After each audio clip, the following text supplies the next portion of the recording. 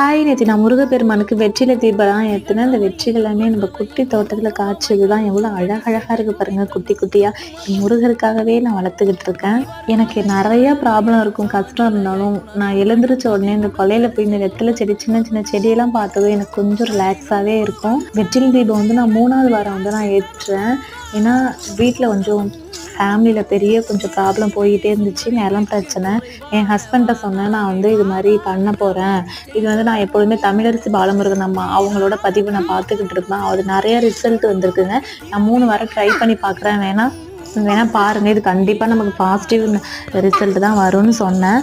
அதே மாரி வந்து ஒரு 2 டேஸ்க்கு முன்னாடி பாசிட்டிவ் ரிசல்ட் தான் வந்துச்சு. என் ஹஸ்பண்ட் வந்து பெருசா எனக்கு தேங்க்ஸ்லாம் சொல்ல மாட்டாரு. ஃபர்ஸ்ட் டைம் தேங்க்ஸ் அபர்ணான்னு சொல்லியிருந்தாரு. ரொம்ப ஹாப்பியா இருந்துச்சு. சில பேர் நம்புவாங்க, நம்ப மாட்டாங்க. கண்டிப்பா இது 100% முருகன் அருளால மட்டும் தான் இது கிடைச்சது.